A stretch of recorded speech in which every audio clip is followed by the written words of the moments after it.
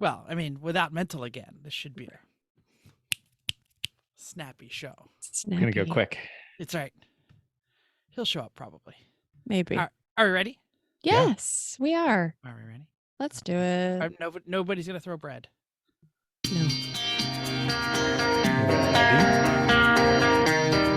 Welcome to Everyone Racers, a show designed for the world of low-dollar racing and oddball car culture. It doesn't matter what kind of Lemon Champ or Lucky Track Dog league you run. SCCA or NASA. We don't discriminate. As long as you drive it hard and built it yourself. Join us each week for tech discussions, tips, tricks, as well as news and notes from the world of amateur endurance racing. And whether it's on the spot, hella sweet or lucky enough. Chrissy. And I give you just the tip. We're sure you'll giggle a little and learn even less. Everyone report to the paddock. This is Chris. This is Chrissy. Oh, I'm Jeff. Oh my God. Sorry, it's like Mental's not here. Mental's not here. At least not yet. Sure. Yeah. We hope Mental breaks free of his work life. It's good. No, he has a job. Something has to pay for all of his shenanigans. It's true. So yeah, that's fine. Hey, and we are Everyone Racers. Welcome to a Flettner episode of our podcast. It's episode 282. The Flettner 282 Colibri or Hummingbird is a single-seat intermeshing rotor helicopter or synchropter. It's considered by some to be the world's first series production helicopter. Only 24 were produced. Most were destroyed by the Soviets, but 3 survived. So if you're not driving a dual splitting blade 1940s design flying machine, well, you're probably not, because you're going to die if you do. Hey, then you can use our E1R bingo card. I was 100% less likely to cause death. I was expecting this. I clicked the link. I was expecting it to look like the gyrocopter from Mad Max. But there was really a lot more helicopter than I expected on this thing. It was still precariously like... I mean, you're still going to die. You're still going to die. It was like half of like if you cut a helicopter in half at the middle and then like sat on the front end, that's what it looked like. Yeah. But it's got a big rudder too. Yeah. It doesn't need a tail rudder. Interesting. So I'm disappointed that this is not the Bertone episode. Just well, that's 262. Oh, there's a 282C. No? 1978? Oh, well, there's a 282. Well, it's people who have made 282s by putting V8s in 262s. Got it. They made it a 282. Never mind. Yes. We missed it on 262. Anyway, moving on. Yeah. Who's working on something? Chris is. Yeah. He's the only one. I'll go. What have I been working on? Well, this weekend I flew one time around the pattern. One time. Because the airspeed indicator was not working. Like I taxied up, powered on the runway, going along the runway. I'm like, I'm going definitely fast enough. And the plane's like trying to take off. I'm having to hold it down and no airspeed indicator. So whatever, we take off and turn upwind and turn to the northeast. And sure enough, still no ASI. So we had to turn around and land because it's kind of a critical instrument on a plane. You drive 2 hours, get in, do your pre-flight. Say it doesn't work. Taxi up. Say it doesn't work. Land. Taxi back. Look at it. Say, well, not much I can do now. Come home. We think it was water frozen in the pitot tube between there and the ASI.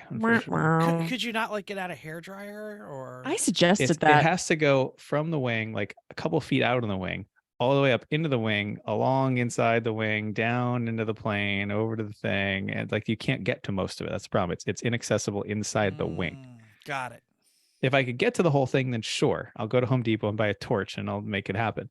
But apparently later in the day, Sasha checked it and it was working fine. So it was ice. Stupid ice. So anyway, we're going to try again. What the heck? I also then later that day proceeded to break my TIG welder, which is great.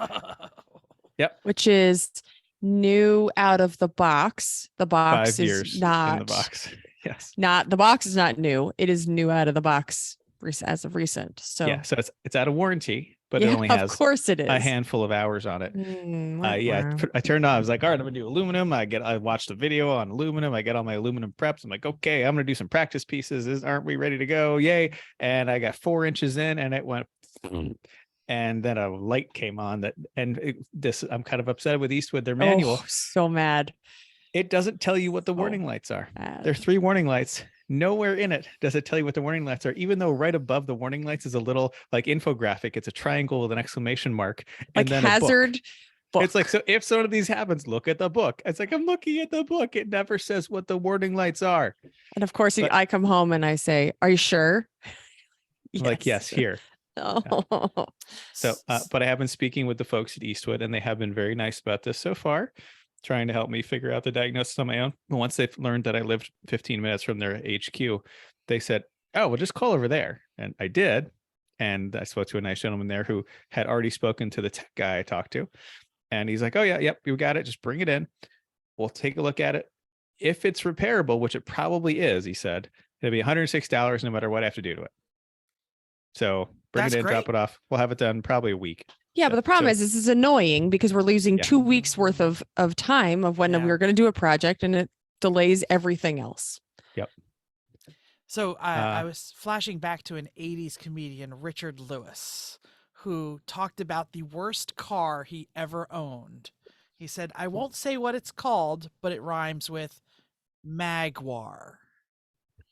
And he said a light came on the dashboard and he couldn't figure out what it was. And he called the dealership and he says, "There's this light on. I can't figure out what it says." They said, "Well, what's it look like?" He says, "It looks like 2 Dutchmen hanging themselves."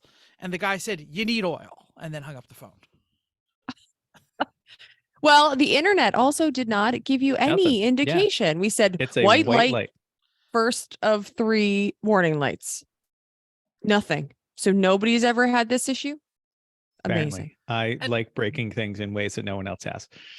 And it just didn't do anything. Like Yeah. it didn't, No, nothing. None of the controls No, work. Nothing it happened. Yeah. It just said, Yeah. "Nah, I'm out." And Gave just up. blinked a light. So we shall see. Chrissy's going to drop that off tomorrow. We shall see if by showtime next week I have a working welder again, so I can start going back to the aluminum that I was all ready to weld. Yep. And also, I have been fixing a fuel leak and replacing a valve cover gasket on Chrissy's mom's car. Came in reeking of gas. Turns out, I guess I'm annoyed at a service. I had the injectors redone by a place in Idaho that I've used several times called Mr. Injector. Usually very good, no problem. Sent me them back this set, and the gaskets, the new O-rings they put on them, were a little big, and I could not get them to seat in the head very well or in the rail. Yeah, the rail. So I used a combination of those and a combination of the old ones. Well, the 2 big ones mostly just had got kinked on the way in, and then the old ones in the head split, and so 2 of them were leaking. So I have all new Bosch injector seals on the way that will fit properly. And yeah, I'm sorry to hear that. it's annoying having to do a job again because Yes. This is the Mazda 5, right? Yes, Correct. Chrissy's Mhm. mom's car. Yeah. Yep. I'm just saying Anyway. because all the new listeners that tuned in this weekend and don't remember. What my parents drive. Chrissy's mom has a Chrissy's mom 180,000 mile drives. 2009 Mazda 5. Yes. Thank you. Thanks. It's Yep. a great vehicle. Yeah, pretty much. All right, Chrissy, what were Okay. you doing? Oh, not much. I was making some soup. I guess this is jumping ahead because I also have an injury. I had something kind of on my back, not as near, sounds nearly as bad as yours. I can move, but I was not as mobile this weekend. And you'll notice if you're watching YouTube that I have a large thing on my head. It is an eagle head, which is a little hard to see. When you tilt there, all of a sudden I can see its eye and it's looking at me. Right? Ah! Right. It's gonna come off soon because I have headphones on too and it doesn't really fit. And we're waiting on Eagles victory, so we will have a party. And if you're listening to this next Monday, you'll know that I'm happy or sad. So there's that. Gonna have a big party. You guys on a party? We are. I made sure to invite everyone from my parents' house, my brother, his kids, everybody but their mutt is allowed to come over for the Good. party. We're going to do it on 2 levels, feed ourselves disgusting food, and then hate ourselves. Sounds awesome. Yeah, that's right. Cool. So That's it. I do not have an Eagle shirt on. I have a new Blip Shift shirt for the 24 hours of Daytona. So, and basically, if it has Gulf colors on it, I'm like, order. So you got me again, Blip Shift. You should totally sponsor us. But what was I doing this week? So I tweaked my back, something terrible. It's a recurring problem. I don't know if I mentioned it last week or not, but I went from, ow, my back hurts to, I can't move.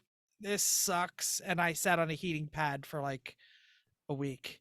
I discovered a new thing, a icy hot pad thing. Like it's like a big sticker that you Man, stick you are on your getting old. body. Wow. Yeah. You're like, this is so cool. I was like, this thing is amazing. My wife would not get near me. She was like, that thing stinks. So I wish Mental were here because he would know what movie it's from. But it reminds me of Heartbreak Ridge when Clint Eastwood says, smells like a Ben Gay factory in here. Let me tell you, ice is the answer. Just saying. Oh no, heat. No, When I do No. ice, it makes me not move. Well, ice is how you actually solve the problem. you're Heat gonna feels you're gonna good. heal it. Ice actually Yeah. helps your muscles. And we say we know because of neuromuscular therapy in the family. Just saying. And all kinds of stuff. Yeah, it's very clear. Ice helps. Heat feels nice. You can alternate, but you got to have ice. Just saying. My doctor Yep. says heat. And Okay. gives me drugs that I don't take. So that would probably help. Mm-hmm. So I don't take the muscle relaxer. Okay. No, I'll sleep. All right. So I guess That no RX-7 work on this nice 50-degree I Saturday we're know. gonna I'm have. so upset. You were like, hey, we can come over. I'm like, oh shit. I can't Right? move. And like Chris is like, I need friends. Let's go do something. I'm gonna go do something because I was like, My were not welder is broken. you were not I supposed to must be go do here. it. I was supposed to be doing things on my own, and now you're here. And he's like, hi. What are we doing? Hi. Go find a friend. Thanks. Very annoying. Sorry. I know, right? Yes, the You got Las the first Vegas. one. I know. Sorry. Didn't mean to interrupt. I was taking a pause. Okay. The Las Vegas F1 race hasn't even happened yet, and the city is looking to extend the contract from 3 to 10 years. This is crazy. With an expected economic impact of around $1 billion, it is easy to see why. The Las Vegas Grand Prix stated that Formula One and Liberty Media have invested in Las Vegas with the purchase of 39 acres of land, building a 250,000 square foot paddock building, and a philanthropic efforts to support local community. Making Las Vegas a permanent Grand Prix stop on the F1 calendar is our goal, and a 10-year approval provides us with certainty that the race weekend would be available on the calendar for long term. Already, the under construction 4-story paddock building is visible, and Liberty Media is expected to spend $500 million on it. Las Vegas also needs another $30 million worth of infrastructure work before the first race takes place November 16th to 18th. This all makes me throw up. Can I say something about Formula One? Please. Go back to last week and listen to my preview of the Red Bull launch, and you will see that everything I said came true. It sucked. The car did not change. It was terribly produced, and nobody cared. And Ford is now the engine supplier in 2026. Whatever. Ford has stickers on the valve covers at least. Yes, exactly. Totally. Chrissy, have you ever gotten your phone wet? Why do you ask about this? My phone is supposed to be able to get wet. I know it's not what you're asking me. But Chris dunked it in the pool while we were in Cancun, and it didn't It's work for a waterproof. whole day. And It I was did work. so mad. It I was worked fine. so It just mad. said, It- I'm not going to charge right now because there was some water. But it works perfectly fine.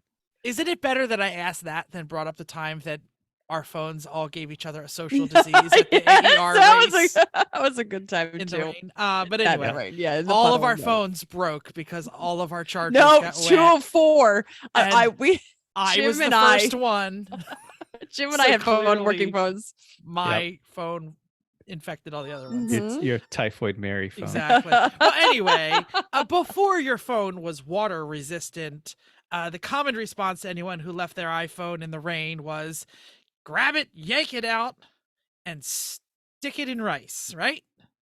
Everybody said, put it in a bag of rice. It'll be fine in a day. Well, could you do this with a car? What if you had an electric car? Well, Rich Rebuilds wanted to know, and Rob Stumpf at the Drive has the story. Noted Lemons racer Rich Benoit.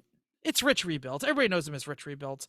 Purchased an originally $110,000 electric Audi e-tron. Chrissy, you'll be good to know that this is basically a rebadged Taycan. And I know you love the Taycan. I love the Taycan. So anyway, he bought it from Copart with 2,600 miles on it, but all the marks of a flood damaged car. This happened about a month ago that he bought it. And the original idea was to use silica gel, but it was too expensive. They talked to a bunch of engineers who basically said, you put it in a bubble, like the COVID bubble that young Chris put around his Saab, and then you put in a dehumidifier. And if you can run heat, you run heat. He said, well, nobody's going to watch that YouTube video. So he bought 4,200 pounds of expired uncooked rice, built a box around the car, sealed it all up, and voila, after a few days, No. the car turned on. No. So they did a lot of stuff before they tried the rice trick. They, blow dryers and took apart things and changed all the fuses, and it just wouldn't turn on. Few days after the race, totally turned on. Every single fault is on, nothing works, doesn't drive great, but it now turns on and can move under its own power. Dip your car in a bag of rice, everybody. Sure. Link in the show notes to the Drive article and the YouTube channel. If you're not watching Rich Rebuilds, even if you don't like the cars, it's pretty funny. All right. Check it out. All right. Well, around here, we like old Hondas. But if you have one with a recalled Takata airbag, stop driving it. From Haggerty, already tens of millions of vehicles with Takata airbags are under recall from NHTSA, but now long-term exposure to high heat and humidity, these airbags can explode if deployed. That's so exciting. NHTSA has issued a do not drive directive to orders of specific Honda and Acura models that haven't been returned for the recall yet. From a statement, if you have a vehicle with a recalled Takata airbag, you must get it repaired now for free. The inflators are 2 decades old. They pose a 50% chance of rupturing and even a minor crash. Wow. Don't gamble with your life or someone else's. Schedule your free repair before it's too late. So the cars in question: 01 and 02 Civic and Accord, 02 CRV and Odyssey, 03 Pilot and CL, and 02 and 03 TL. So Honda and Acura customer service can be reached. Give them a call. There's the Takata website. That's all there. So early aughts Hondas. What doesn't your unsafe. sister have it? Early Honda? Hers is a little newer than that. Is it? Okay. Yeah. I know. So- I'm glad the NSX is not on the list here. It's pretty close. So, Yeah. a 2001, that's a 22-year-old Accord. Yeah. If this was a 22-year-old any other car, there'd be none left. There's no But, like, Grand this is- Ams on this list. Yeah, exactly.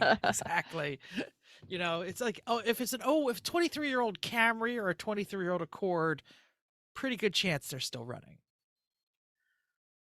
There ain't no Yep. Chrysler all Cloud mean, cars on There's it. some like late Mazdas or late 2000s. This is Protege era. This is Jeff's. Sure. Yeah, Jeff's time Protege. there. Oh. I miss that car. I know you do.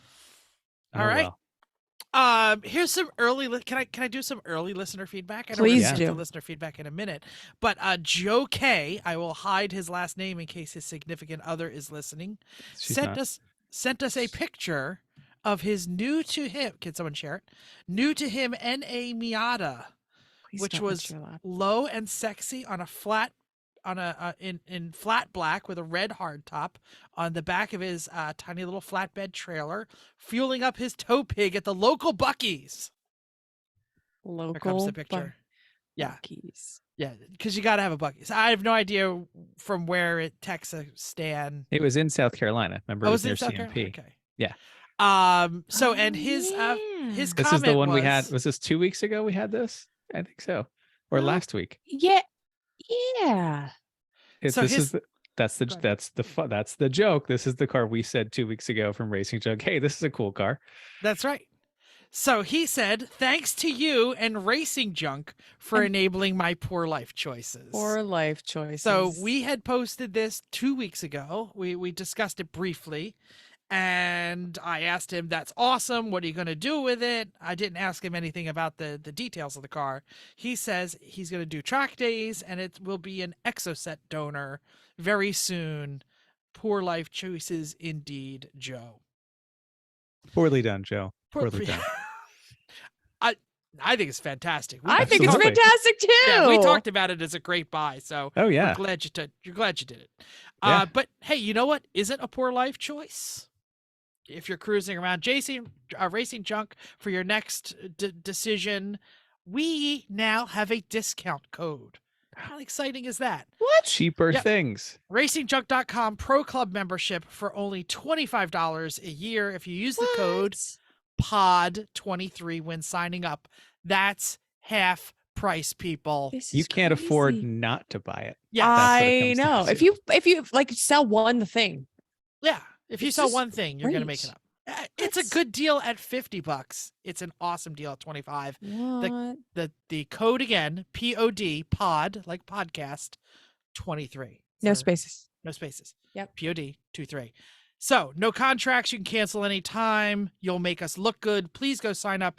You get 5 ads with 50 photos. You can see how many people are looking at your items. You get a dashboard. You get to save favorite ads. You get access to internal messages, early access to other people's listings. Hello. Bigger There's a- thumbnails while browsing. A store discount. Yeah, you can buy t-shirts there, I discount, know. videos to upload. Well, definitely the Corvette's going here in the spring. You can place yes. ads. Awesome. You can, and by the way, you also don't have to look at the ads of like stupid podcasts like Everyone Racers that might show up. on Free video upload, a $10 value. This is awesome. Yeah. You can't afford not to. You can't afford not to. Yep. Go to Racing Join Junk. Racing Junk. Scroll, joy scroll, save some money. Plus, you could sell that piece of crap that your significant other wants out of the driveway. And then you can buy a shirt with the money that you saved. Sure. Okay. Upcoming prices. There are none. Maybe next week. There probably are Nope. some next week. Yeah, this is the weird time where some people have started and some people ended. Do we have race results? We race results. 2023 Shine Country Classic at Barber Motorsports Park started the Lemons season. eBay, Halloween Meets Gasoline, Hi Hungry, I'm Dad in a Mazda 929.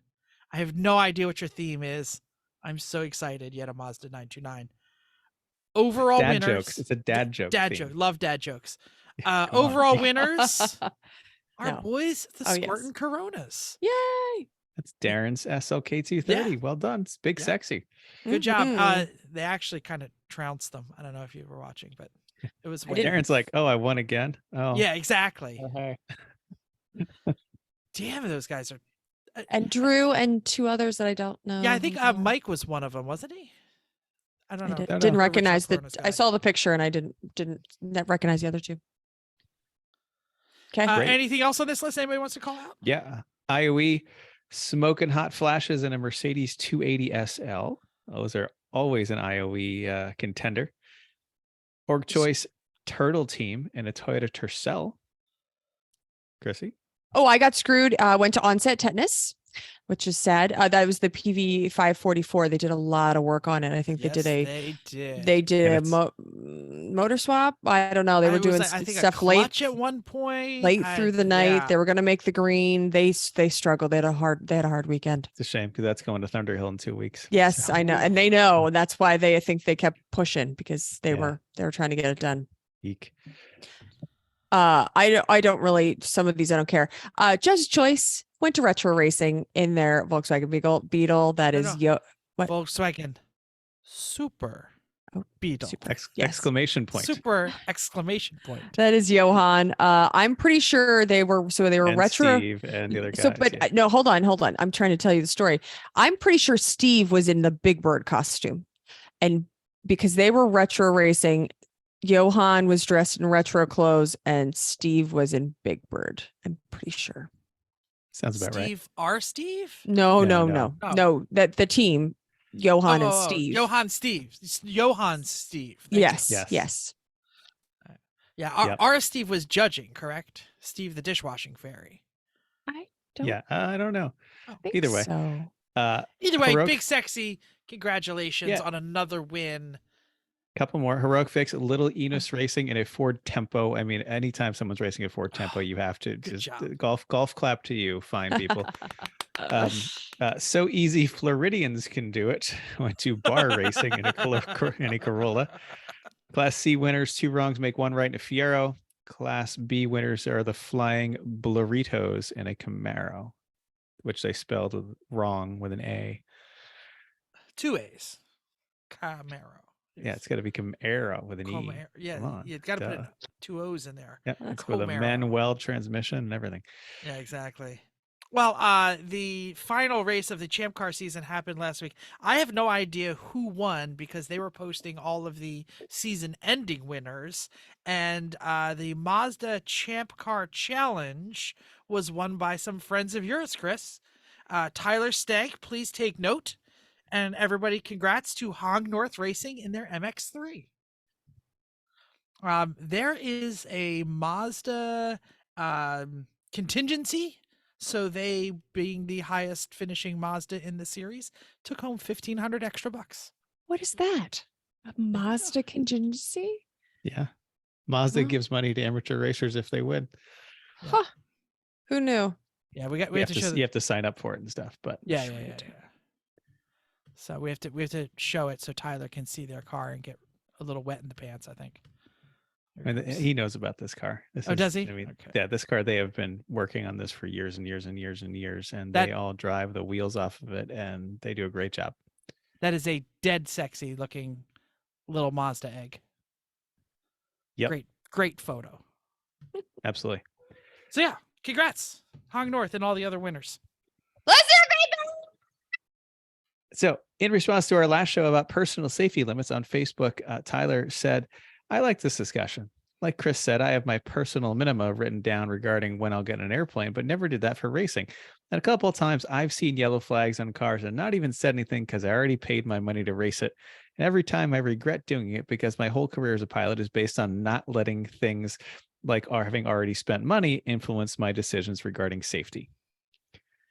And I think this is also Tyler that added, I'm with Jess on safety glasses. I would probably use them with hand tools more often, but I will never work again with power tools without tight fitting safety glasses or goggles. I've already shared the story of when I got metal in my eye from a bench grinder while wearing poorly fitting safety glasses.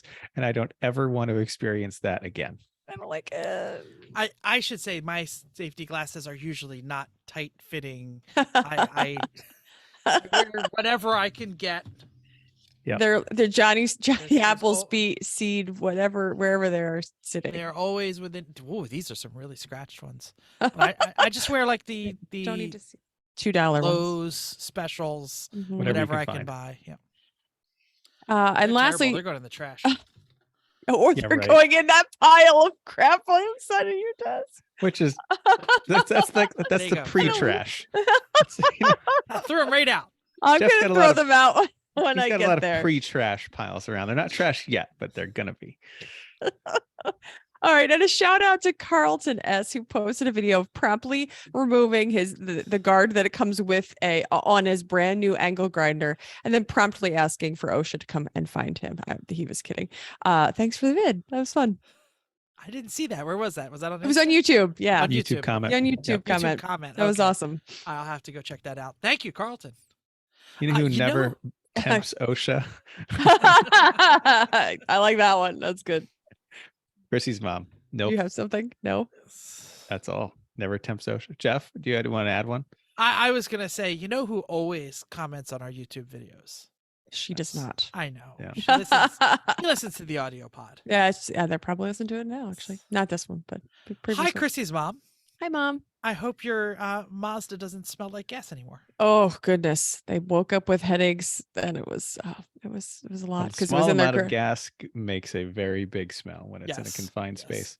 Yeah. My scout friend with the C4 Corvette the green one, is dealing with a terrible gas smell, and I just keep telling him, like he tells me when it does it, and I said, well, that's high pressure, so it's somewhere between the fuel rail, because it only happens like when it runs.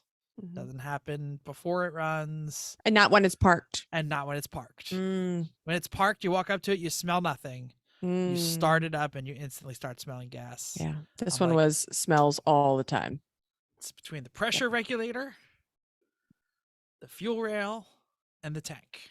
So it's either in the return line or run. Anyway, I should tell him to check the O-rings on his injectors.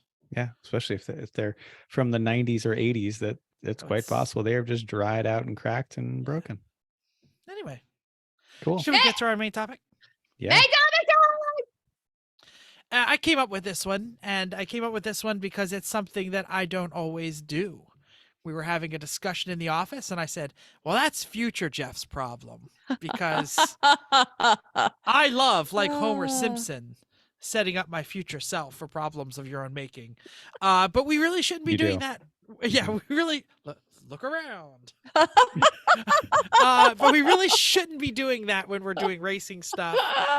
When we're designing our future, we need to anticipate, think ahead, assume that this hobby and this car and this team and these jokers that are surrounding you are going to be with you for a long time. We should be doing what might be inconvenient or a little bit more expensive now to avoid pain for the future you. So I floated this out to the lovely people that you see on the podcast, and they said, love this topic. Let's talk about it. Clearly they're the experts and I'm not. So I feel like this is a show to tell you. And no, yes, not at all. Chris and I will often thank ourselves, our past selves, for thinking of our future selves. Does that make sense? Right. So I'll say like, oh yeah, past Chrissy was really thinking for future Chrissy. This is great. Like I saved the bigger piece of pizza for the second day. And I'm like, yeah, I really, thank you. That's great. You thought about me in the future. Totally 180 degrees from my life. I know. And that's why it's funny that you brought this up, because like, I feel like we're pretty good at this, but I like the topic. This is awesome. And I should say that I really do this in the race car. On my general regular life, usually pretty far from my thought. Yup. Yup. All right, who wants to start? Chris was like frantically typing when we were doing this. He's got a lot of I do ideas. this kind of thing a lot. Yep. All right, so let's start with like picking out a car, even that far in. If you're picking out a race car, I am saying go in with your eyes open to that choice. If you're going to go obscure, if you're going to go ridiculous, you're going to go terrible, do it knowing that is the choice you're making, not finding out later. Not like, oh, a Merkur Scorpio, that's going to be cool. It's going to be a great race and car. reliable. Like, that's going to be really awesome. Like, do it because I haven't seen one of those in 30 years. That's going to be fantastic. And we're not going to drive anywhere, but man, we're going to have plenty of time to say we got a Merkur Scorpio. I'm not even sure what a Merkur Scorpio. I mean, I know what it is. Who made that? Was that German or was that Japanese? It was a German Ford. It was German. Okay. Yeah, I think mine is along the lines of that, and or maybe you were thinking more theoretical. I was thinking about all of the people on the internet that say, yeah, I should do a Merkur Scorpio, or like, hey, here's a Rolls Royce.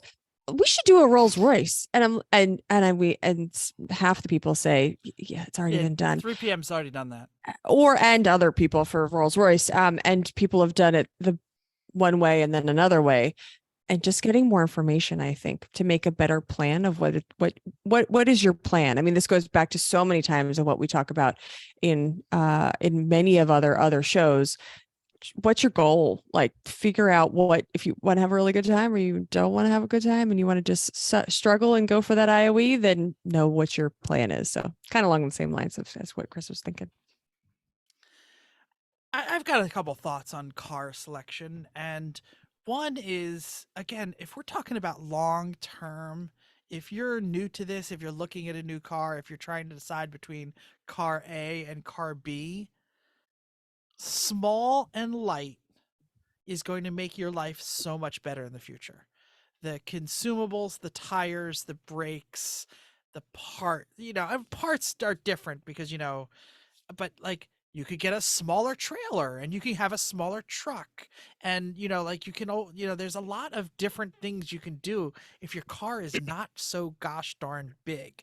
And we already talked about it a minute ago. We're talking about racing junk, but there's a reason Miata is always the answer, because it is so damn cheap to buy those little tiny tires and those little tiny brakes, and the fuel is cheaper and you need less cans and all those, like, the cascading effects of an extra 1,000-pound race car, even if it has the extra horsepower to move it, it's cascading to everything that you do in your race team. And I'll just say this, common platforms, right? If you have cheaper motors, you're going to blow a motor, you're going to blow a motor, you're going to blow a motor. Where can you find one when you're in Bumble Cluck, West Virginia, or Kansas, or 2 hours outside of Chicago? Otherwise, you're going to be swapping in one of those more common engines. Yeah. when your rotary blows up. Oh, well, 100%. Like, we went into it knowing that we were going to blow up our Roadier and knowing we were going to do an LS swap. But if you got that Merkur Scorpio, you ain't finding one in the pick and pull. Nope. But then you can sit around and tell everyone about your Merkur Scorpio. The back deck lid of those things were like great for picnics. I'm envisioning that's like, the XR4 Ti, I think you're thinking. Oh no, that had the big wing that would get in the way. You couldn't put your food on that. And I'm saying, like, it had this anyway. Let's talk about building the car once you've got it. Who's got a thought? I have these. Think about future service and likely failure. You're going to be working on this thing. It's going to break.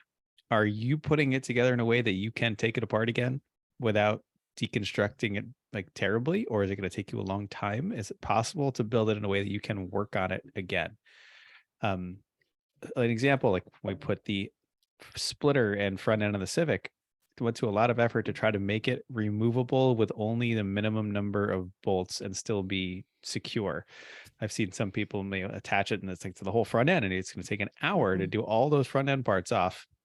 You did a great job with that. Ready to come off. Shove your hand in, one bolt goes in this way. You know where it goes. It's a great example. Oh, Jeff. Yeah. So let me talk something about the RX-7 versus the Civic, because we didn't build the RX-7 splitter, but we did build the Civic splitter. Hardware matters.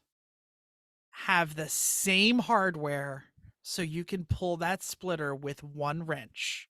Yeah, that's a great thing. Is hardware. Like, just like, well, that's rivets? a 12. No, that's a 13. Yeah, that's rivets. There you go. Yeah. Like, that's legit. Zeus fasteners, not rivets. Like, one common bolt that pulls that splitter off or that hood off or whatever it is. I love this idea. Everything's a 10.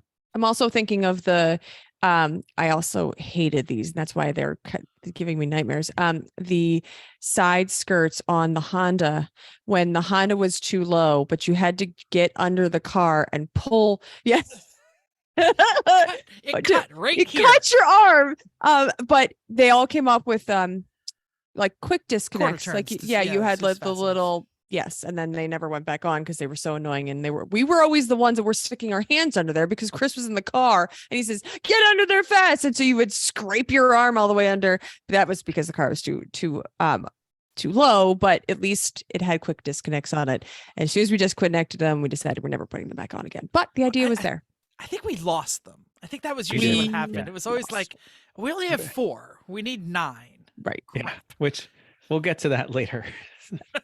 But the idea is there. So that's what makes me think of, yes, you're very good at that. If it needs to come off, how do you figure out how to make it come off? It's good. It's so much easier to do that kind of thing. Well, a lot of this, it's so much easier to do most of these things in your garage at home on a Tuesday with a well-lit, nice space with all of your tools to think about this than on a Saturday at 3 o'clock when you're supposed to be leading and it's raining on a Friday and testing day and you're trying to get the car done. Those are terrible times to work on your car. Terrible time to dig through the bolt box to find. Go to the Anything. hardware store and get 10 that match that you need. Or get 12 and only use 10. Right. Then you have 2 extras. Right. Absolutely. All right, Okay. next one I've got is, I feel like I said this a couple shows ago. This is your jam. Clean stuff before you work on it, and then as you go, because that avoids grease creep. Because then that's much harder to work on later. Jeff Plus, literally doesn't understand this concept. Jeff is a grease creep. No. I totally understand this. I'm just not. I just know high five for that one. High five. It is completely. Once I get greasy, I don't mind. I shouldn't say I don't mind because it's. You don't annoying. mind? How about your friends? What? No. What I'm saying is, if there's something leaking and you got to get under it to clean it, get under it and clean it and clean it and clean it and clean it and clean it and then stay under it. Like when the grease creep has happened, I'm gonna. It's already too late. Yeah. It's already too late. I'll Sure. go down. I will spray that damn simple green and wipe because We've all I done know that. it makes my life better in the future. But Yep. if I gotta dive in, I'm not afraid. Yeah, No, none of us are. It's just nice to do it before. just more pleasant. Yes, but Yeah. then And- when the entire underside of the car, or the entire hood, or the entire car is covered in oil because you just lost 4 quarts and it's gone Yes. everywhere. That's literally the story I That's- was just going to tell. Yeah, that's when Jeff is putting on his cow birthing gloves. Going under there. And for me, it's not just about like the future. You will thank you when they have a clean car to work on. You need it clean to see the future leaks. Sure. Good point. Like that to me is the more important reason for keeping everything clean and polishing things and scraping off all the crud, the old crud. Just do it. Just do it. Yeah, just makes me think of how much we clean the Mazda engine bay this year. We had one incident after another, and then it was axle plus oil and then another oil line. It was just, we kept cleaning it. And then we said, didn't we just clean this like 2 weeks ago? That's why you clean after the first one. Mhm. Yep. Got it. I love this next one. Me too. Take it. You want me to do it? Attach Yes. things that you don't want to lose. I don't know who typed this, but this absolutely was going to be mine. We have bright pink or bright international orange string that holds our hood pins. They're standard hood pins because I'll be honest with you, all those little flush ones or whatever, they're crap. Just get good old regular hood pins. But you don't want to ever lose them.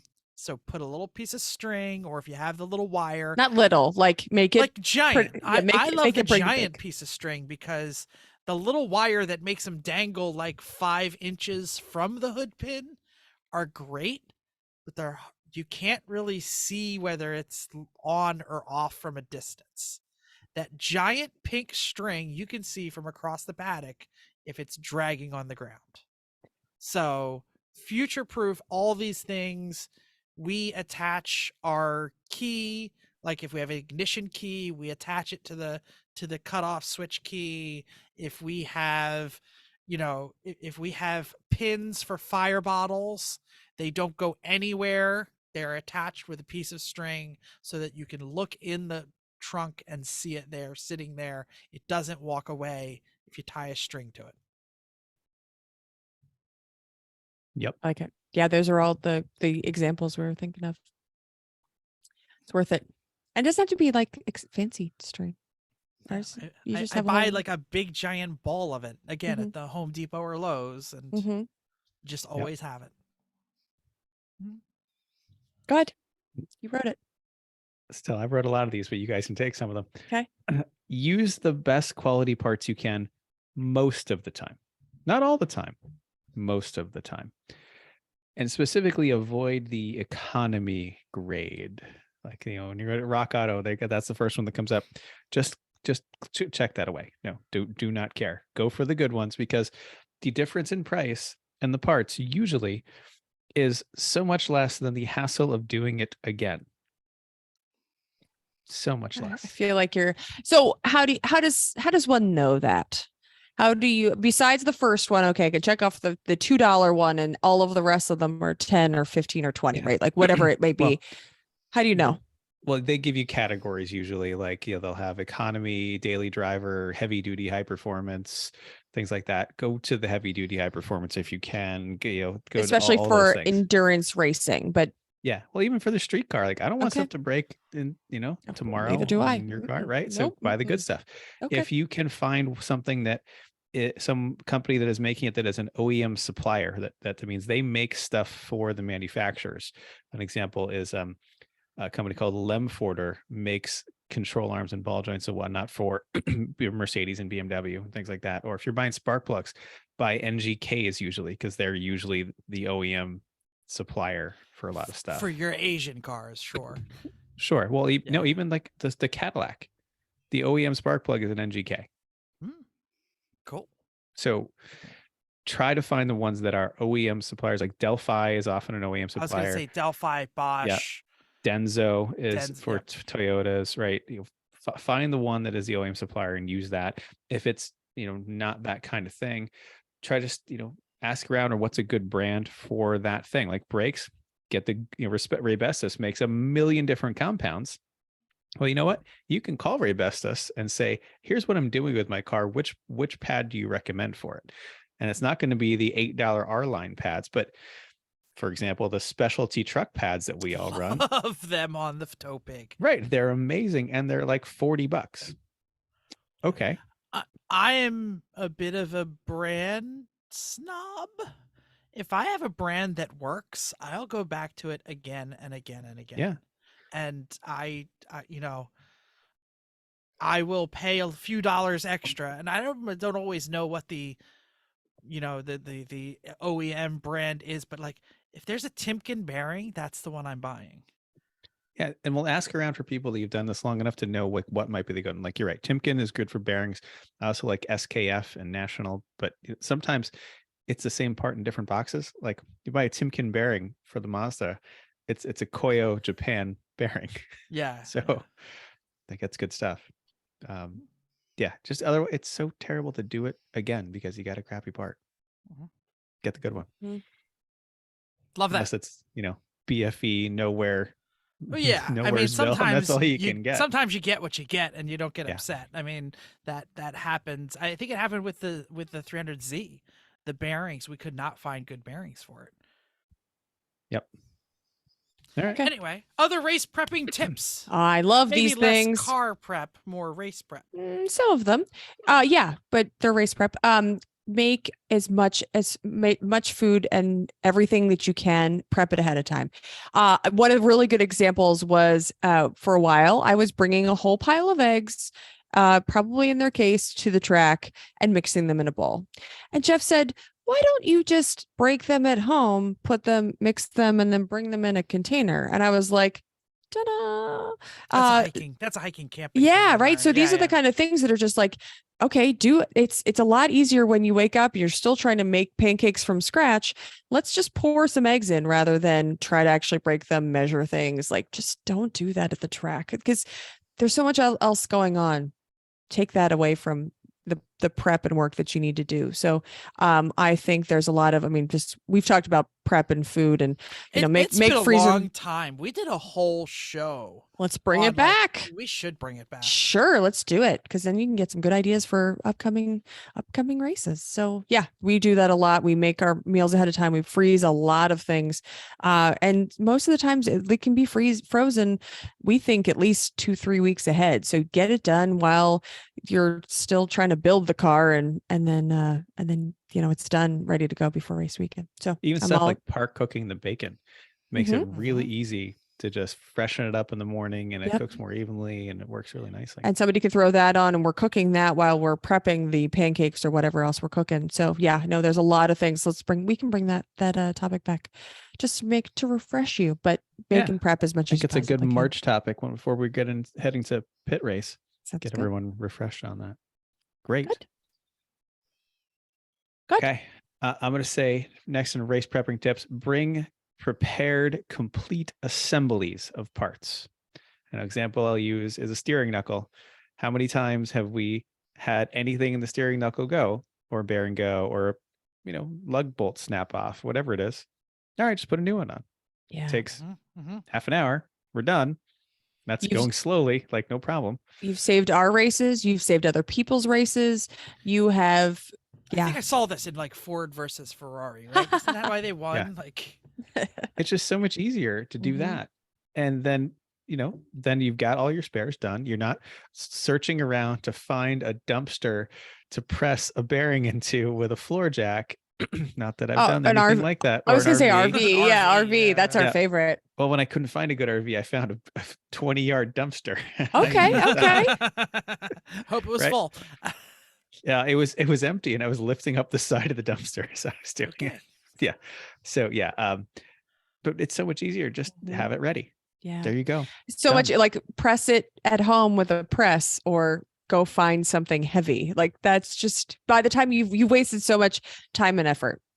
Yeah. Just try to do and that. And you need those spares anyway. It's not hard to go get a junkyard knuckle. I'm just using these as examples to get a junkyard knuckle, clean it up, get all the new stuff in. There you go. Now you're ready. Electrolysis, right? You can just get the. I mean, they don't have to go that far. I know. I'm just thinking of all the spares. Experiment. Right, but also all of the spares. I was thinking of all our control arms, especially on Obtanium. I know we've talked about this not too long ago, but on Obtanium parts, like bring those and they're all ready to go. Well, that's the next thing. Well, spares in general. Yes. Have spares. Like, you need spares. How many times has our race been saved, or at least, not going to win, but at least have a continued wonderful time because we had some good spares? Yep. Like constantly, because we brought stuff that is probably going to fail or can be made to get fixed. Yeah. Like, little things, or if not for you guys, for you yourselves, someone else, you can save their weekend. There's plenty of people who've needed a thing, and okay, we had it. They got back out on track, had a much better time. Right. And we've same things happen to us. So all the spares that are common wear items on your car, bring those. You've got to, like things like brakes, wheel bearings, ball joints, anything that goes whir or is wears out. Bring those. And then, if possible, keep them in a convenient place. Like, not just your trailer, but an example I'll use is on the Civic. Actually, in many cars, there's a little rubber bit that sticks into the clutch pedal that pushes on the clutch switch, or the brake switch. Sorry, so all the brake. So that is when the brake is up, it's pushing on the switch. The brake lights are off. As soon as you push down on the brake, that comes off. Switch opens, and the lights come on. Right. Well, when that thing degrades and falls off, as it occasionally does, your brake lights are on all the time. When your brake lights are on all the time, you basically have no brake lights, and you get black flagged, and you flag you. So when I replaced this preemptively in the Civic, it came in a pack of 2. The second one I have taped up under the dash right by the brake pedal. So if we ever lose it, it's right there. Love this. Put it in. Like, that's the kind of thing where you but can Jeff get a freaking dead pedal? No. Yeah, I always put dead pedals in now.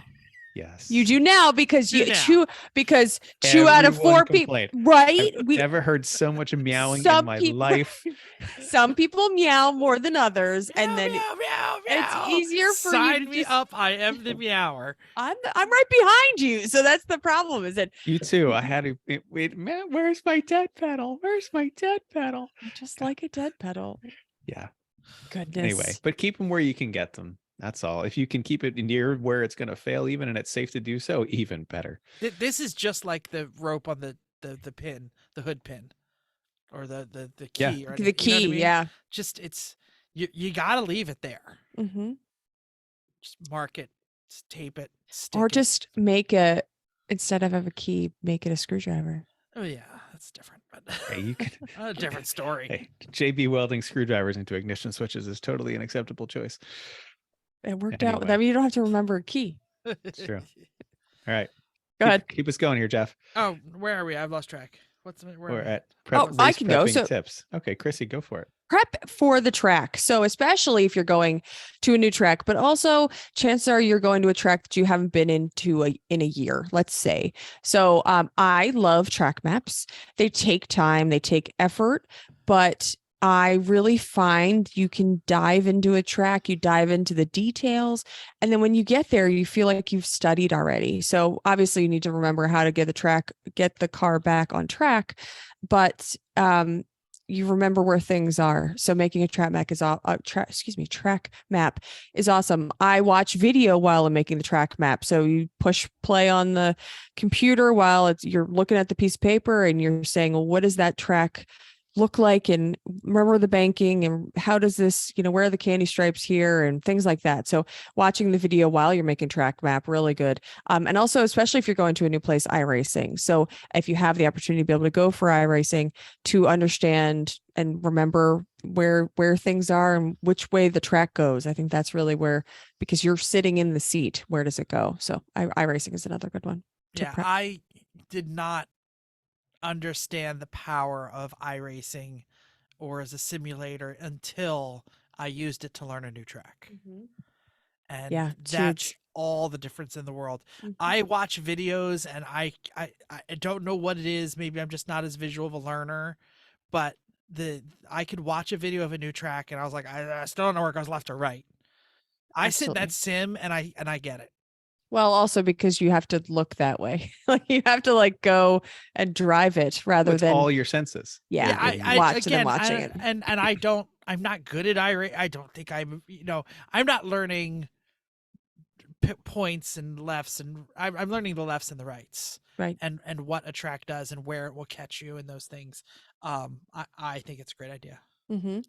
Can I put my dad hat on? Sure. Every time I go camping with all the scouts, I bring 27 extra jackets and extra raincoats and extra blankets. Like the back seat of my truck looks like a blanket fort full of jackets and blankets, because there's always some schmedley that doesn't know how to dress for the weather. Okay. You need to know that going to a track is an outdoor experience. I don't care if you have an RV. You need to be prepared for all weather. One set of rain clothes might not work because it's going to get wet and nobody wants to sleep in wet or wear wet on the second day. You need to be prepared for not just the weather you think is going to be there, but all the potential weather that might show up. Especially with the swings in the day. So there's plenty of times where it's pretty, could be okay in the day, especially if the sun is out, but then super cold at night, vice versa, right? Like there's plenty of times where you really do need to dress for 5 different events almost. Yeah. I don't look at the weather where we're going because I'm ready for all of it. Oh, I think we do. You sure, do. Look at the weather if you want to, but I'm saying look, it's going to be sunny and warm. I won't need that pair of thermal pants. You know what? You need the thermal pants. Yes. Pack it. But sometimes it's like, how many layers do I need? Totally. Right? It's going to be cold absolutely. at Pitt, right? In April. But like last time it was hailstorms and snowing and gale force winds. Yeah. You're just like, that's when you need 4 layers, not just 2. I'm just saying, in Connecticut in August, you could be like, hey, Jeff, do you have a warmer hat? I probably have. Sure. Okay. I was trying to think of a time when you didn't, but I can't come up with one. So you win. I'm actually thinking of times where I borrowed your flip-flops because I didn't have any. So there are times. Okay, ew, for you, not for me. I'm pretty sure that was a rain weekend at Jersey. Oh. And I think instead of getting stuck in the mud, I used your flip-flops. That's fine. Sure I'm not upset. No. Yeah, so there it is. Okay, I like it. Look, here's the deal. Chrissy is the best at this, and I'm so glad. And I have converted because my tools have changed the way that I pack. But you need to pack prepared in ways that can be packed and unpacked and moved in a quick and easy manner. So You can't put things in 5-gallon buckets. You shouldn't be throwing things in bags, although I still do that. But it's like Sasha shows up with those giant tubs and like pours It's like giving me tools on the it's ground. giving me anxiety just thinking about it. Like Yeah. I don't like it. Chrissy has I don't like tubs it. that are specific. Oh, we There's a didn't get kitchen there. Hold on, tub. I didn't get Oh, there sorry. yet. That's later. Okay. So yeah, don't do a Sasha. The greatest thing that I ever did was get a toolbox with wheels. Future Jeff has thanked past Jeff for that purchase 1,000 times over, because I yank it in. I mean, that's a Chris Abbott right there. Open the lid, and that becomes a place where I can throw my wallet or my all of knee your pads shit or all of my shit. And if I have to, I just close that damn lid and push it in the trailer. Welcome to That's Jeff. I know that I'll never put things away. So have a place where I can take my mess and just close it up and take it back. Yeah. Yes. But Fantastic. yes. Don't All do right. that. So we're at the race now. What things can we do while we're at the race that will make future Chrissy or Chris or Jeff happy? I'm going to keep going with some of this weather stuff. Please. Prep your car for the rain if you know it's going to rain. Get the Barbasol on there. Get the rag on a stick. Work on ventilation options. Something. Have windshield wipers. Have windshield Have wipers. wipers, Is right. literally what I was just going to Like, say. Don't Like- be the blind fool with the fogged window. Like how many times at Thompson, because we're right by the paddock, the track off, We saved people. We Oh, yeah. legit saved people. cars come in and they just are like, they're going 1 mile an hour, hitting the cones. No because idea. they cannot No see. idea. And we had one after another people come in. We wiped their windshield down. They pulled back out and they drove away. We And had a just windshield had like, service. we Yeah. did. We should have charged a nickel. We should have. Where's the dimes? Where's the Do you dimes? have Shitload any of dimes dimes? Yeah. Yeah. So yeah, you know yeah, it's going to a good rain one. probably, so do something about it. And at the very least, Barbasol the inside, clean the outside, have some wipers. Okay. Like you've got Rain-X, something, do something. Don't be that guy. This should be a Tuesday at home deal. I don't mean Barbasol, but your wipers should be part of the regular check. If your race car has sat outside all winter, get a new set of wipers. Put them on. Because you're going to before you order go to the stuff from track. Rock Auto anyway. So Just buy 'em. once your order is done, go and find the ones that are shipping from the same warehouse and buy 2, and maybe they'll send you 20. I mean, we do that anyway, once. and that's we do that in life. That's a life hack. But it's so sad seeing the people at the race that are just being unsafe or can't move just because they just didn't prepare this little tiny bit. Yep. And continuing on the theme of weather, when it's not ideal weather, do your best to keep things dry or warm or cool, whatever is the preferred method.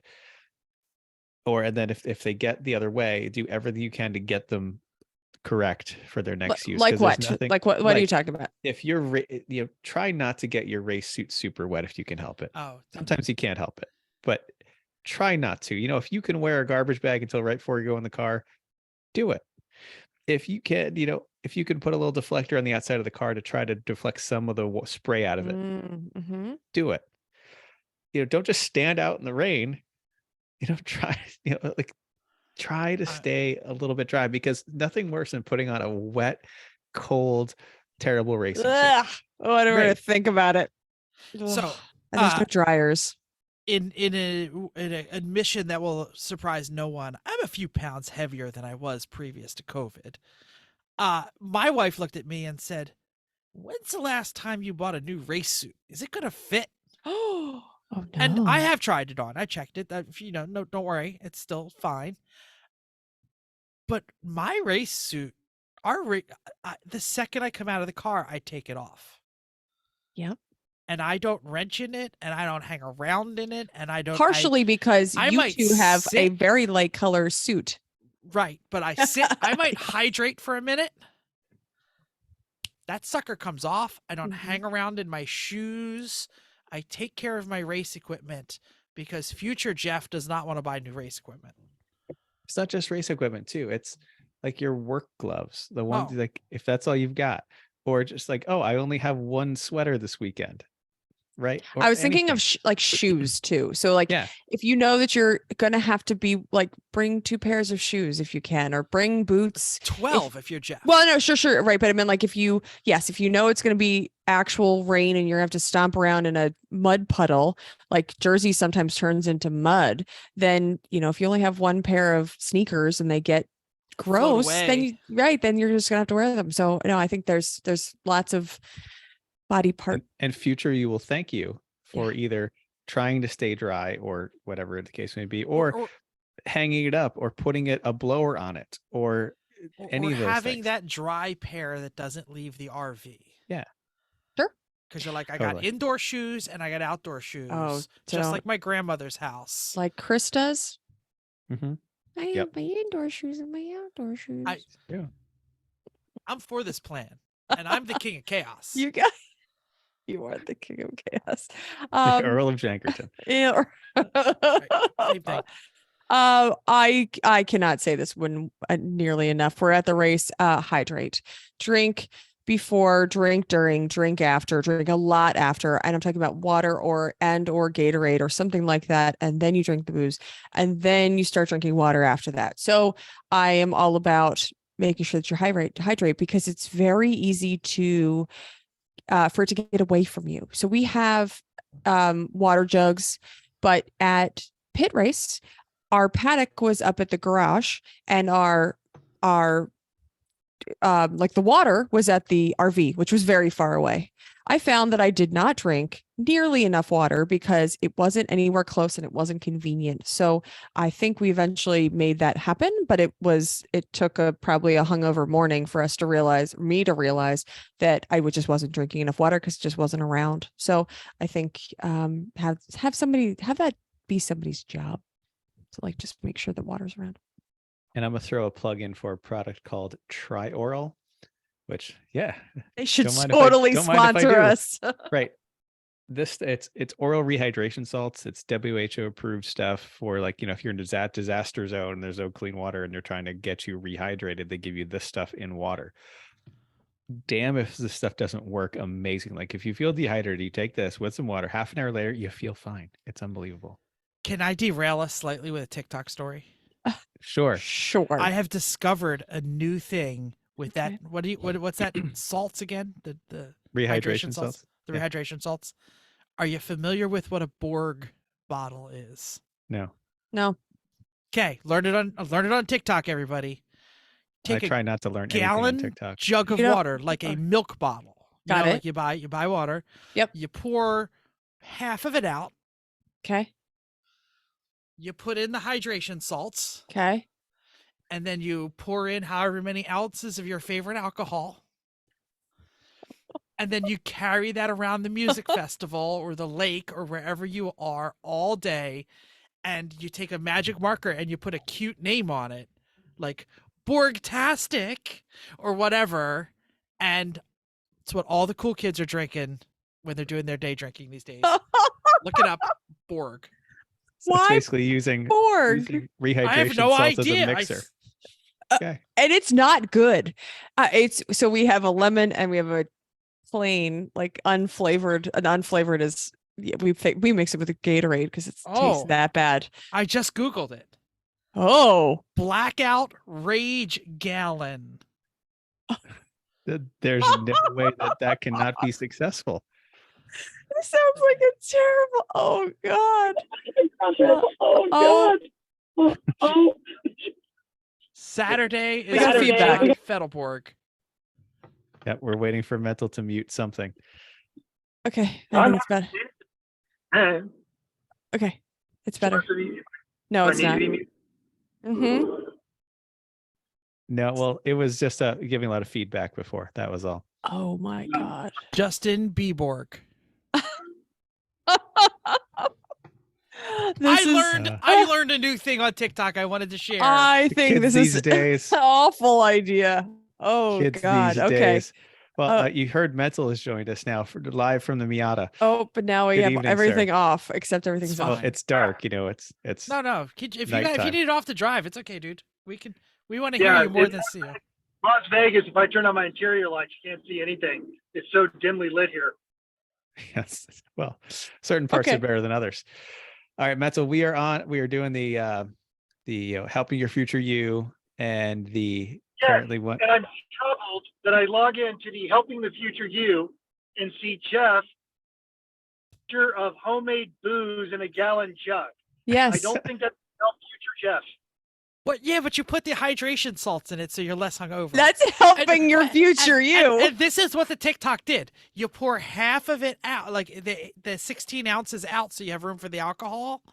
And you take 2 of the hydration packs and you put 1 in the Nagine and you put that by your bed. So after you've been drinking the Borg all day, you drink the 16 ounces of hydration fluid before you go to sleep. Oh my God. Anyone who refers to TikTok as the TikTok should probably not be taking advice from TikTok. Definitely not 50-year-old white men who hang out on TikTok. The TikTok. All right, let me keep moving on while Mental catches okay. up with us. When you're at the racetrack and you want to thank your future self, you need to plan for a quick exit. I like this one. I know you're not the person who's going to be running out of the track before things happen, but the worst thing you want is an extra 20 or 30 minutes packing. So pre-pack, put away your tools before you need it. Have everything ready. Have those totes ready to go. The last meal. Why not a grab and go last meal? That's what we do. Who's driving last? Okay. The person who's driving last should not be the first person who's driving the RV. Okay. Or at least, have everything prepped. So when the car comes off, you only really have to deal with the car, not the car and the stuff. And I know you're not going to put away every tool, but organize it. Have it ready to roll. I like it. We do sandwiches, walk away with sandwiches, and we make a whole bar. The table is the last thing to go in, and we make it so that you pick your cookies, make your sandwich. We say last call, everything goes in the cooler. Yep. Yeah, fill the water before we throw it away. But yeah, I love that idea. Making sure that if you can fold a couple of tables and put away the hot tub before noon on Sunday, do it. Yes, you should. All right, I like your next one. Go ahead. All right. That's So advice you don't get on any other racing show. Put your hot tub away before lunchtime on the final endurance racing. That's right. That's an E1R exclusive. Yeah. An E1R exclusive. Okay, here it is. Don't go to bed and say, we could fix that tomorrow. We have plenty of time. Mm-mm. Don't Never. start your drinking until the work is done. Do the work first. Okay, capital offense. You can start your drinking, but Sure. finish the Oh, work. yeah, before yeah, it yeah. starts. Beer in your hand while you're wrenching. I'm just saying, you wrench first, then you go to the fire and watch Sasha fall into it. Or sorry, Not Yuri Sasha, fall into Yuri. it. Thank you. There was this race called Capital Offense. It was at Summit Point. For those of you who have been to Summit Point, you know that there's Jesus hours and you're not allowed to do anything before noon, right? Yep. It's noon. So we had to change a clutch slave and we were like, that's like a 30-minute job. Let's party. We'll do that in the morning. The part was wrong. We broke something. There was project creep. We were going to win B. C. C? The Was it boat. C? I can't It remember. was the boat. Oh, The okay. boat was C. never B. We were going to win C, and we missed the green flag because we did not wrench before we partied. So we, from that moment on, will always wrench before party. Again, you're just putting off the job for future you, and you screwed future you. Mm-hmm. Shoot, that was a hard one. It was. We were sad Mhm. about that one. All right. So what are we going to do after the race? Oh, Metzel, anything that you want to add to this? I don't want to. At the race, ways to help future you. At the race. Stop me if you guys already covered this one, but you guys give me a slightly good-natured hard time about writing things down constantly. If I got a notepad or a notebook, or I'm putting it in my phone, and it's everything you want done to that car before the next race. Have that list going through. Dead pedal, or adjust the seat, or re-wrap the seat belts, or inspect this deep inside part, because then you can sit down and map out between the end of that race and the time that the car has to be ready, the work that you want done, rather than pulling 4 all-nighters the week before you load the car into the trailer. You can actually get in front of a lot of that work. Love it. Start your work list while you're at the track. Cool. So anyway, after the race, go ahead, Chris. This folds right into this. Prep for the next race right after you come home. Soon as you are home, you know all the stuff that is broken because you just thought about it at the race. You know the car is filthy. You know that there's certain things that are wrong, and there's certain things you don't know are wrong, and you don't know how long it's going to take to get those parts or how long it's going to take to work. Who knows? So get the car ready. The best time to get the car ready for your next race is as soon as you come home from the prior race. This is such a thank you, past Chris and Chrissy, for doing this. It is so nice to know that the car is in storage and it is right. It's basically race ready, that there is a 2 evenings worth of stuff that we need to prep. But it's also the minutia of things that you remember at the race. Like maybe I was like, oh yeah, when I was in the car and this belt was doing a weird thing. You remember those things that maybe you didn't write down, but they're things when you're looking at it, you will remember. And it was something that, maybe you didn't say out loud, but you're looking at it and it's all fresh. I like it. Like this example of the Mazda after New Hampshire, it needed a few things after it broke with 10 minutes to go. And I didn't expect it to take very long. Well, the car didn't go into storage until December. So that tells you how long it took. And we still have fixes to do, actually. No, it's actually done now. It's ready unless we want to make mods. Yes, it is. It is, like you said, 2 evenings away, but it's things like flush the coolant out, flush the brake fluids. I don't want to do that before the winter. Put the good tires on it. Those things you can't do ahead of time, but everything else is done unless we were to change anything. So yeah, but I was not expecting it to take 6 weeks to finish prepping that car, but it did. So it's a good thing I didn't say, this car's not that broken. I'll just, do this in April. Mm-hmm. And then I'm thrashing. Yep. Very important. Here comes one from the don't do as Jeff does. Jeff doesn't have enough storage. Jeff wishes he could take the race car tires off the race car and store them in a climate controlled. I end up just like bagging them, and I'm not able to get them. But you really need to be careful storing race tires over winter because they're going to get outgassed, they're going to get old, they're going to get hard. Temperature is going to destroy your race car tires if you don't control them and control the atmosphere around them. Yep. Ideally, out of the UV and in a stable temperature, not too hot, not too cold environment. No. Ours go in the basement, in the dark side, in the corner. Mine go in the garage, but I wrap them in tight bags. One set has to live in the trailer, so you never know when you're gonna like crash your race car, and those tires are gonna sit around for 2 years. Yeah, especially when you have 2 fresh sets. It's amazing. Chrissy, okay. Menzel, anything after the race you want to think about? Did you guys already cover the checklist? After the race checklist? No, tell us more. Well, just the creation of the checklist, and it goes into, it does center around the car, but one of the greatest things ever is you guys had the checklist. You leave it under the windshield wiper, especially when it's multiple cars. And I look at it, I got a beer in my hand. I look at it, I'm like, oh, I can do this. I can do this thing. I can do this thing. And then it's signed off and everyone's invested in the car. But also any changes you want to make to that checklist or any changes you want to make to your tool kit or to your spares kit, have that plan as soon as you get back from the racetrack when it's clear in your mind. Not just stuff you want to do to the car, but the stuff you want to do for your support. Good idea. Good ideas. Mhm. Chrissy, I think I've got one that stuff that you have. Don't not just get the car ready for the next race. Get all the other stuff, like your boxes of camping stuff and the food boxes and all that stuff. If you let those sit for 2 months, they can get pretty nasty. I mean, I clean them. Yeah. I do not pack until the day before, the But week you get before.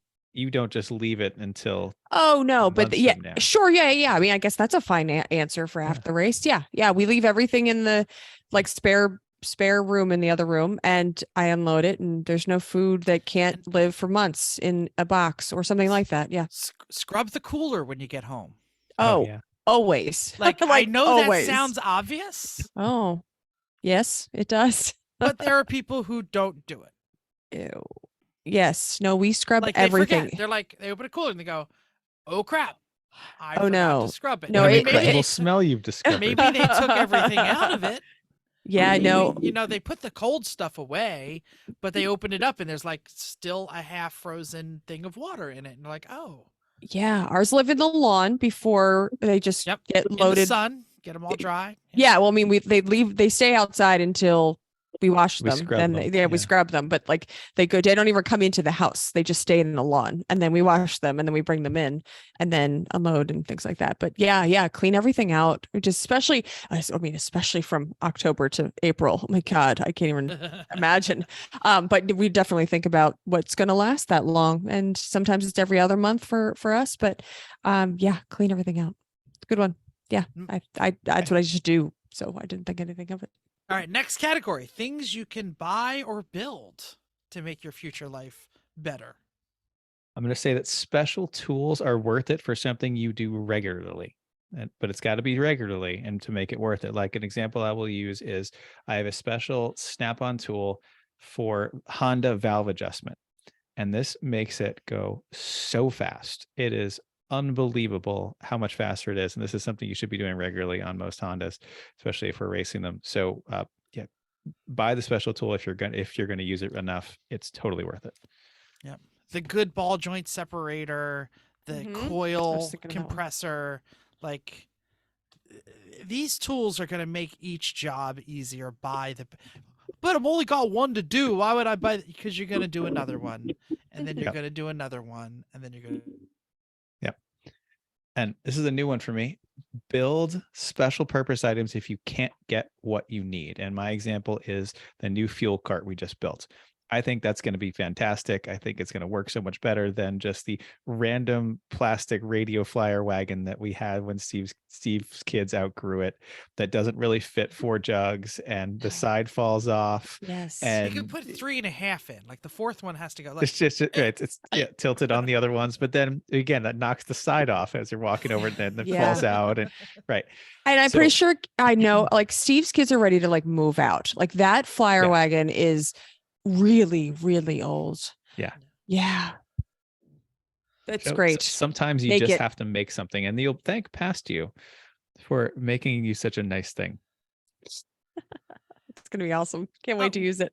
we've said this one 1,000 times before, but anybody who's buying SFI belts, what are you doing? Like the FIA belts last longer. They cost a third more, and they last twice as long, especially if you're a New Jersey racer. FIA belts. Good safety equipment in general, I think, is worth the penny, and future you will thank you when you're wearing the lighter helmet or the lighter race suit, or if you're ever in a fire that you put on that fireproof underwear. So do it. Go, Mental. Mental.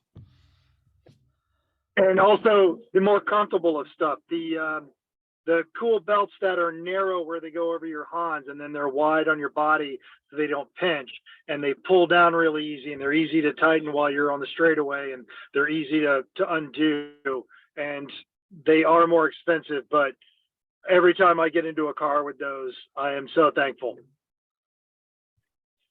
I Love think we've turned people onto those because Yeah. we have them. Yeah, we like them.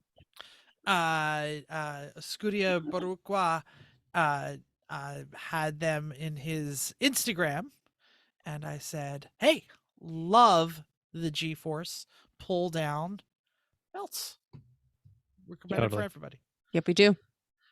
So here's one that we saw on some other cars, and I say, "Oh, I'm I- doing that from now on." I don't know anything about. We don't do this. Go ahead. I like it. We do on the RX 4.8. We don't do on the Mazda. Betty definitely does this, and Yeah, Betty does it. Mark or build jack points.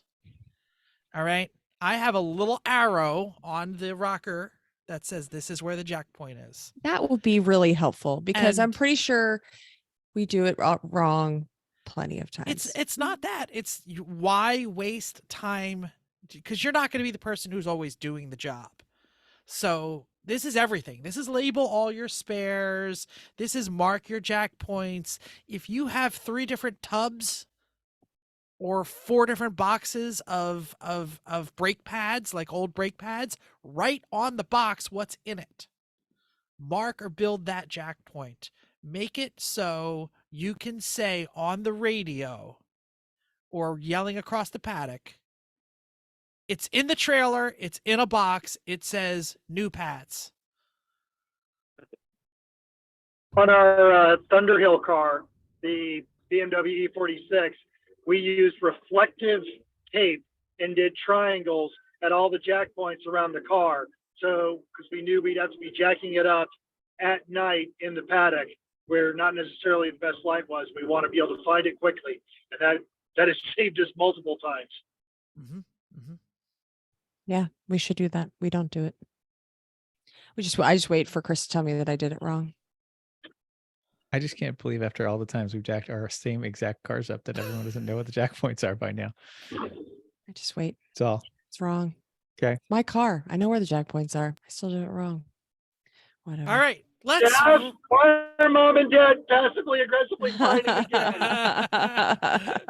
let's talk about non-race stuff that Okay. just makes your life better. Let's do that. So we've alluded to it and we've talked about it a little bit, but my biggest thing is what I call the lemons box. So I have 3 different tubs there. This is how I organize myself this is for the paddock. How do I make it so that I have stuff for meals, but I have other stuff. I have random, hey, I need this stuff. I need a pair of scissors. I need a long lighter. I need something random. I probably have it. And what I call my lemons box, everything that you could need, and you probably won't be able to create it the first time, but it's after somebody says, hey, I need that. Either you put one in there, you get an extra one, get a cheap something rather, just so it makes life easier later. And make sure that you leave those things in there. So don't dump your whole kitchen into a box and say, I'm just going to take everything from here, because then when you come home, you're going to say, okay, let me take everything out of the box. You're going to say, yeah, I used those scissors. They were really great for what I needed to, but I need them in my kitchen and I have to go put them back.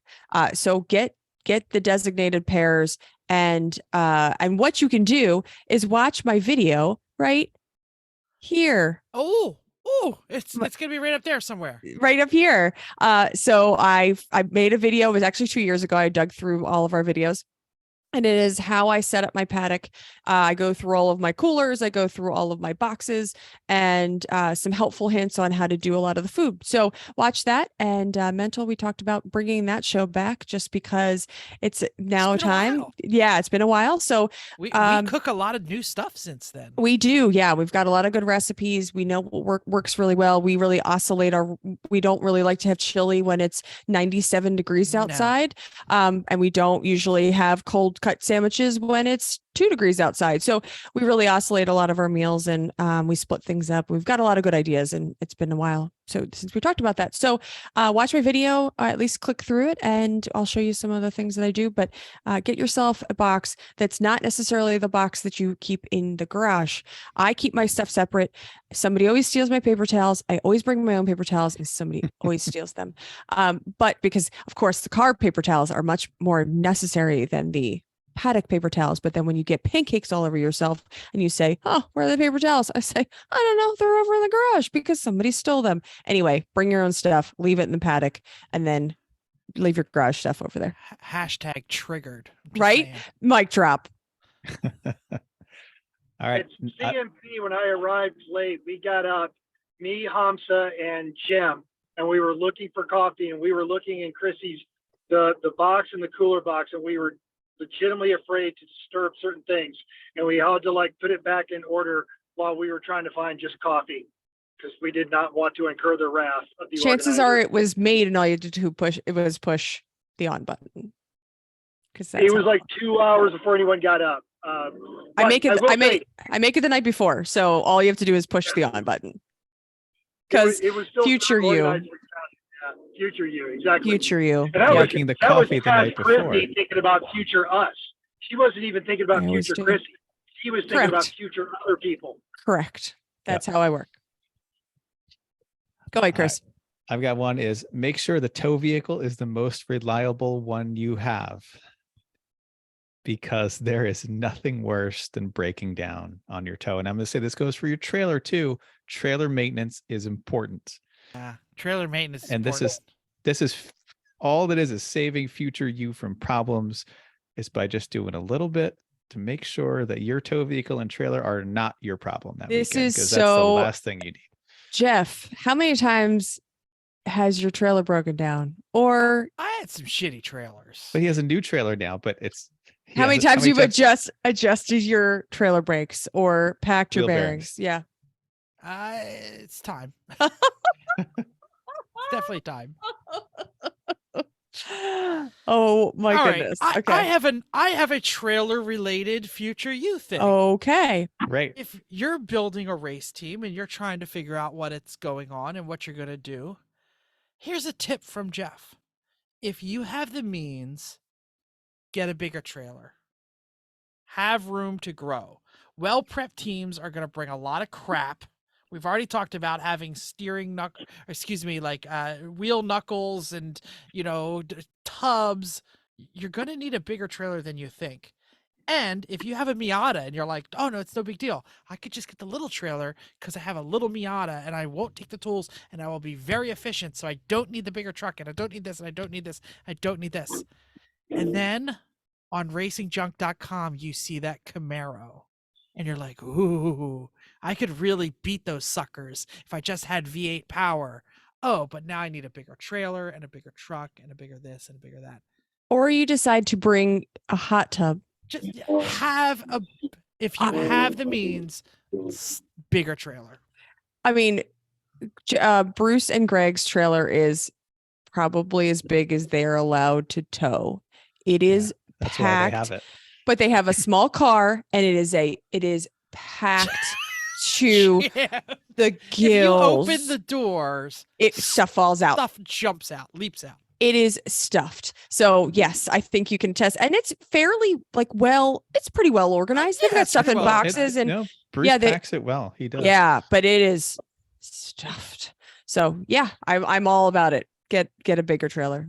If you're living with the non-enclosed, enclosed will change your life. It will truly change your life. Does anyone have any last minute tips before we move on to our favorite part of the show? No. Okay. Chris, what is it? Is it just the tip? Is it around the horn? It's just the tip. All right. Just the tip. Mental, keep both hands on the wheel. You're driving. Right? No, don't. Yeah, it's unsafe. This is going right along this same theme. How can you protect future you in a safety way? Ooh. I think just keep your eyes open for unsafe things and don't say, oh no, I'll do that later. Move that bucket of oil that's sitting in the middle of the floor that you're going to Who's the guy who steps in the oil bucket every freaking time? Yep. Or the kitty litter that's still there and it becomes a slick space because you roll over it. Yep. That rake on the floor that you're going to step on it. It's going to come up and hit you in the head. I love this. The sharp things that are around. No, say, oh yeah, I should do something about that. Do it. I love this. Just do that thing now so that you don't hurt yourself or someone else later. It's why put off till tomorrow what you can do today, especially when it's going to help you. So this is the best way you can help future you is when you see something unsafe, do something about it. That's a great one. Love this. In- I was in muted. I life. said love this like 3 times while I was muted. No, it's awesome. It's exactly what you need to do in life, everywhere. Do it. So good. All right. That wraps it up. Hey, I almost said TikTok listeners. The My TikToks. God. The No, TikToks. Oh, hey, sorry, the Chinese government. podcast Oh. listeners. Oh no. Podcast listeners. If you've built an outbuilding and you have tips for me, because I'm building an outbuilding, Yeah, send us an email. Mhm. Do we have any idea what we're covering next week? No, but we'll figure it out. We'll figure it out. When are we recording? Depends on when the Eagles parade is. Oh, that was okay. Wow. Okay. Mental, anything you want to add now that you're at a stop here? You're good? I am All good. Thanks for letting me jump in. I should be back a somewhat normal schedule here in this time next week. Oh, great. Fantastic. All I'm right, glad you could join us. Thank you for downloading us. We hope you enjoyed this week's edition of Everyone Racers. We'll also hope you'll join us in the world of driving, racing, and building, because everyone can be a racer, even you. If you enjoyed this podcast, subscribe. It's totally free. Then go to YouTube or talk to us on caress the like button, caress share, do whatever you're going to do. 5-star rating on iTunes would be great. Anyway, if you have any ideas, drop a comment on our Facebook page or hit us on the doodly-doo. Tell us what you do to protect your future self. If you have any, you can hit us up on email, everyone.racers@gmail.com. You can still text Mental, 484-243-0455. Find us on Instagram or Twitter at everyone.racers, YouTube or Facebook, Everyone Racers. You can find us wherever you are, even on Reddit, /E1R. Thanks again, and until next time, don't drink too much. Ruth Bader Ginsburg. Oh my gosh. Are you kidding? And most importantly, don't drink and drive. Keep the shiny side up. Just keep those wheels down, folks. Oh my God. Okay.